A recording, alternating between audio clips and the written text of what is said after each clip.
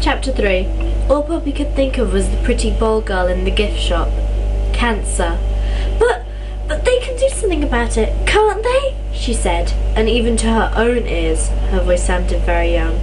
I mean, if they had to, they could take my pancreas out. Oh, sweetheart, of course. Poppy's mother took Poppy in her arms. I promise you, if there's something wrong, we'll do anything and everything to fix it. I'd go to the ends of the earth to make you well. You know that. And at this point, we aren't even sure there is something wrong. Dr. Franklin said that it's extremely rare for teenagers to get a tumour in the pancreas. Extremely rare. So, let's not worry about things until we have to. Poppy felt herself relax. The pit was covered again, but somewhere near her core she still felt cold. I have to call James. Her mother nodded. Just make it quick. Poppy kept her fingers crossed as she dialed James's apartment. Please be there, she thought, and for once, he was. He answered laconically, but as soon as he heard her voice he said, What's wrong? Nothing. Well, everything. Maybe. Poppy heard herself give a wild sort of laugh. It wasn't exactly a laugh. What happened? James said sharply. Did you have a fight with Cliff? No, Cliff's at the office, and I'm going into the hospital. Why? They think I might have cancer. It was a tremendous relief to say it, a sort of emotional release. Poppy laughed again. Silence on the other end of the phone. Hello? I'm here, James said. Then he said, I'm coming over. No, there's no point. I've got to leave in a minute. She waited for him to say that he'd come and see her in the hospital, but he didn't. James, would you do something for me? Would you find out whatever you can about cancer in the pancreas? Just in case. Is that what they think you have? They don't know for sure. They're giving me some tests. I just hope they don't have to use any needles. Another laugh, but inside she was reeling. She wished James would say something comforting. I'll see what I can find on the net. His voice was unemotional, almost expressionless. And then you can tell me later. They'll probably let you call me at the hospital. Yeah. Okay, I have to go. My mum's waiting. Take care of yourself. Poppy hung up, feeling empty. Her mother was standing in the doorway. Come on, Poppy. Let's go. James sat very still, looking at the phone without seeing it. She was scared, and he couldn't help her. He'd never been very good at inspirational small talk. It wasn't, he thought grimly, in his nature.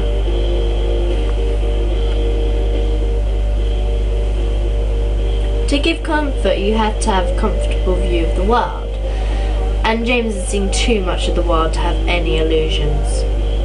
He could deal with cold facts, though. Pushing aside a pile of assorted clutter, he turned on his laptop and dialed up the internet.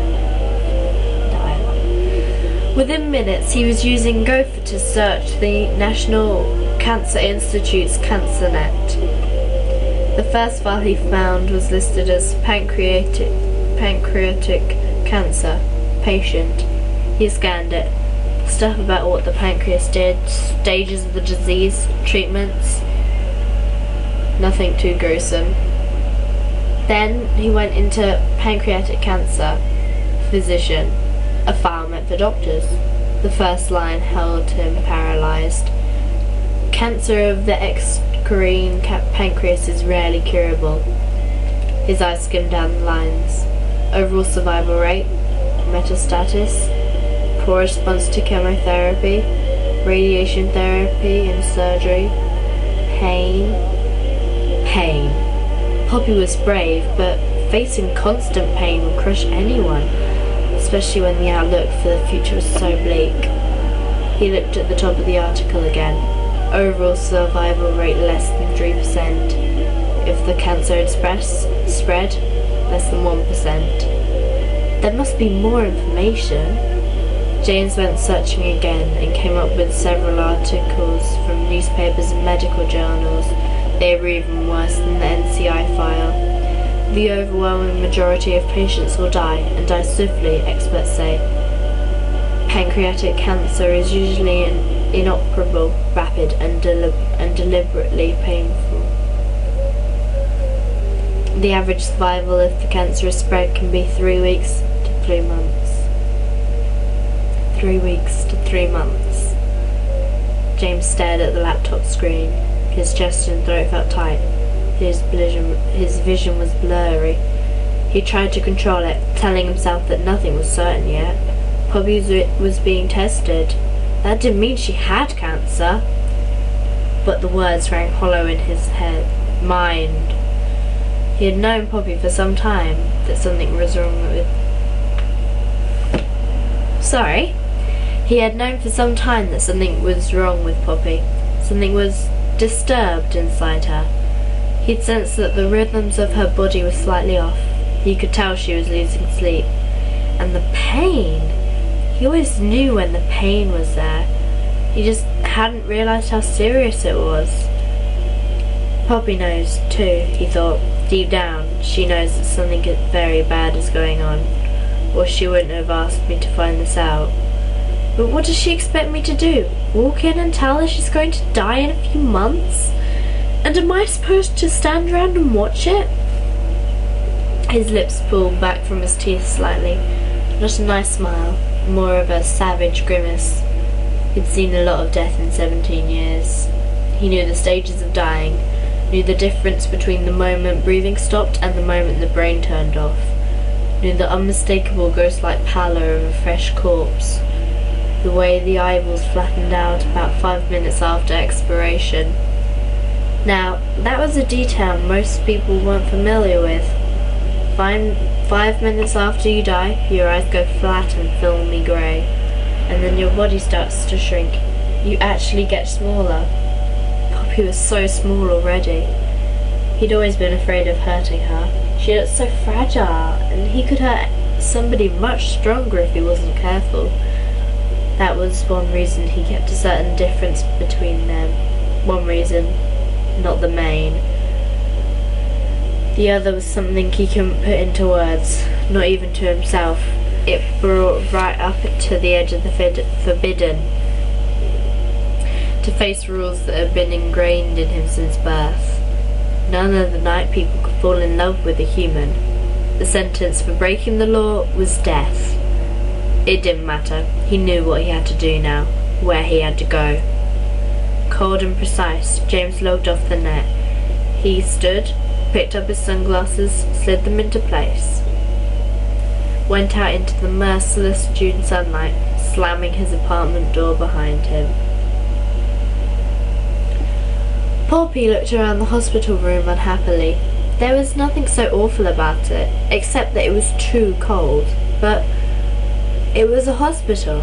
That was the truth behind the pretty pink and blue curtains and the closed-circuit TV and the dinner menu decorated with cartoon characters. It was a place you didn't come unless... It was a place you didn't come unless you were pretty darn sick. Oh, come on, she told herself. Cheer up a little. What happened to the power of positive thinking? Where's Poppyana when you need him? Where's Mary Poppins? God, I'm even making myself gag, she thought. But she found herself smiling faintly, with self-deprecating humour, if nothing else. And the nurses were nice here, and the bed was extremely cool. It had a remote on the side that bent it into every imaginable position. Her mother came in while she was playing with it. I got hold of Cliff. He'll be here later. Meanwhile, I think you'd better change so you're ready for the tests. Poppy looked at the blue and white striped seersucker hospital robe and felt a painful spasm that seemed to reach from her stomach to her back. Something in the deepest part of her said, please, not yet. I'll never be ready.